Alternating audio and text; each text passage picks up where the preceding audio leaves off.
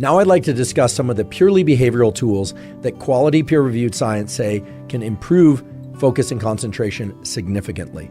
At the beginning of today's episode, I talked about the study from Dr. Wendy Suzuki's lab, where they explored a 13-minute meditation done every day for a period of 8 weeks.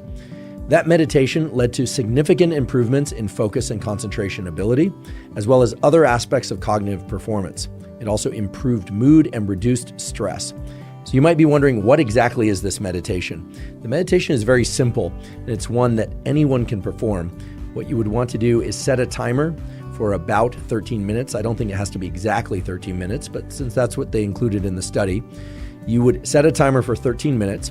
You would sit or lie down, close your eyes, and you would simply focus on your breathing. Most people are going to benefit from only doing that breathing through their nose, but if you have some sort of obstruction or inability to breathe just through your nose, you could probably also do it by breathing through your nose and mouth, or just your mouth. But ideally you would do just nasal breathing for a period of 13 minutes, concentrating on that breathing. And concentrating, meaning bringing your awareness, your so-called interoceptive awareness, if you wanted to get really technical about it, your interoceptive awareness to a point just about an inch inside of your forehead. Now, of course, that might sound kind of gory to some of you. You've never actually been inside your forehead, but just about an inch behind your forehead is where you would want to place your concentration while also concentrating on your breathing. Now, here's the thing about meditation that all studies of meditation show, which is that unless you are a very experienced meditator, your concentration, your focus will drift away from your breathing and away from that location about an inch inside your head, inside your brain, about just behind your forehead. That will happen maybe every 10 seconds, every 20 seconds, maybe even every 5 seconds. But an important part of such a meditation practice to improve concentration and focus is that you are continually refocusing back to that specific location and refocusing back on your breath. This is something that, again, is not often discussed. People think that if you do a meditation and you're supposed to concentrate on your breath, that if your mind drifts, that somehow you failed in that meditation. But actually, that's not the case.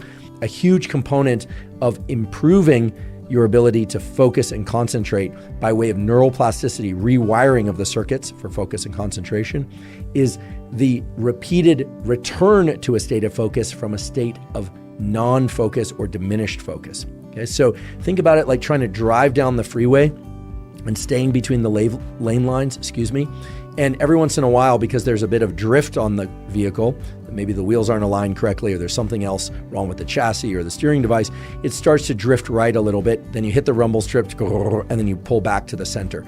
That's really what a focused meditation practice is about, as opposed to expecting yourself to stay between the mental lane lines, so to speak. So if you're somebody who's going to do a practice of the sort that I described, 13-minute meditation practice every day, you'd want to sit or lie down, close your eyes, start to concentrate on your breath, focus your attention on a location about an inch behind your forehead, and then fully expect that at some point you'll be thinking about something else, and that's a cue to focus back to that location just about an inch behind your forehead and back to your breath. By doing that repeatedly over and over, what you're really training up is the network within your brain that indeed includes that prefrontal cortex that you're focusing on, as well as some other structures, the infratemporal cortex, indeed the hippocampus, a structure associated with memory, and other components of the neural circuit that are involved in directing our mental focus and concentration. Again, I can't emphasize the importance of this practice being one of focusing and refocusing. In fact, I would prefer to call such a practice a focus meditation, or a constantly refocusing, or maybe you all can come up with a better name for it. I'm certainly not that good at naming things.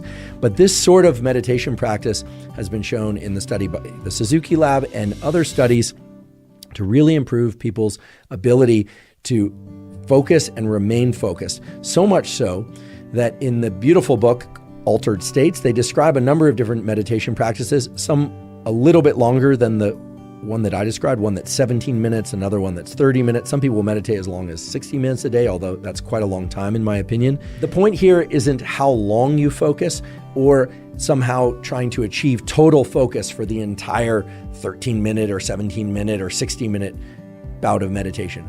while that would be wonderful, and I think many people aspire to do that, that's a lot of hard mental work. I think for most people out there, including myself, a relatively short meditation practice of about 13 minutes in which you fully expect your focus and concentration to drift, but that you are continually refocusing is going to be the most effective. Yes, indeed, the most effective at teaching yourself to focus and stay concentrated. In fact, I invite you to interpret every time that you focus off that location about 1 inch behind your forehead as an opportunity to refocus, and think about the refocusing as the trigger for teaching your neural circuits how to focus for extended periods of time. And as a bonus to that sort of meditation practice, the study from Wendy Suzuki's lab also showed that people experience improvements in sleep and improvements in memory. So not just improvements in mood and reduction in stress and improvements in focus and concentration, but all these other positive benefits from just doing that 13-minute-a-day meditation practice. It's one that I've started to adopt and have felt tremendous benefit from, and that I encourage many of you to try as well. The one cautionary note is the one that I mentioned at the beginning of the episode, which is because the refocus, as I'll call it, meditation does involve a significant amount of effort and engagement of these prefrontal cortical circuits, it is disruptive to sleep if performed too closely to sleep. So if you are going to do that practice, I recommend that you not do it within the 4 hours prior to your bedtime.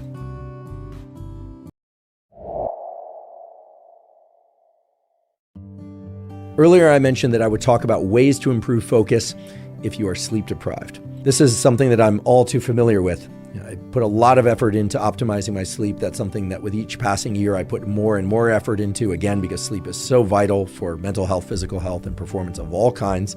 But certainly in my role as a student, in my role as a professor, and in my role in life, I've had numerous times in which I simply did not get enough sleep, or my sleep was terrible for whatever reason. And yet I still had work demands and social demands, etc. One practice that is very effective at allowing you to focus better than you would otherwise under conditions of sleep deprivation is so-called non-sleep deep rest, or NSDR.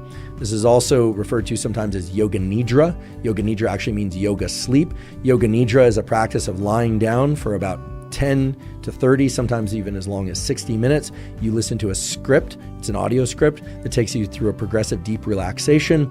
It involves a body scan, some long exhale breathing. It is very restorative in the sense that one tends to emerge from yoga nidra or NSDR feeling greatly refreshed compared to how you felt prior to it. There is also terrific neuroimaging data from laboratories in Denmark showing that there's a restoration of dopamine levels in the so-called basal ganglia after NSDR, aka yoga nidra. Whether or not you call it yoga nidra or NSDR, which is what I refer to it as, non-sleep deep rest, you can find these scripts at zero cost multiple places. You can find there are certain apps that are NSDR or yoga nidra apps. There is a NSDR protocol that was put out there by Made For, which is on YouTube that you can access for free. There is a NSDR, or I should say a number of NSDR protocols through the Virtusan app. There are, again, a number of different places that one can access NSDR protocols. I do NSDR for 10 to 30 minutes per day, every single day, not just on days where I'm sleep deprived. If I happen to be sleep deprived, I would extend that NSDR to 30 or 60 minutes. And when you do that NSDR will depend on when you have time for that NSDR. When I haven't slept well, what I'll try and do is find a quiet place where I can do NSDR for 30 or ideally 60 minutes. Sometimes I will fall back asleep during that NSDR. That's fine if you do that. But most people will stay awake during the NSDR, and then I'll emerge from that and go about my day.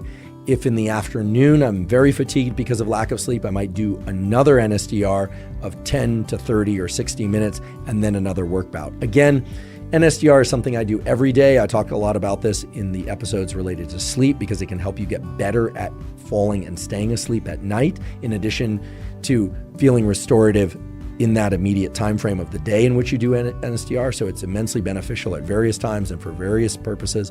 But here, within the context of trying to concentrate and focus when you're sleep deprived, NSDR, aka yoga nidra, is an immensely beneficial practice. There's growing amounts of quality science pointing to the neurochemical replenishing effects, as I mentioned before, dopamine, but also the potential for NSDR to replace sleep that you've lost. I would never want anyone to try and use NSDR as a total replacement for sleep, but under conditions in which you cannot control your sleep, NSDR is going to be the best way that I am aware of to restore your ability to focus and concentrate for whatever purpose.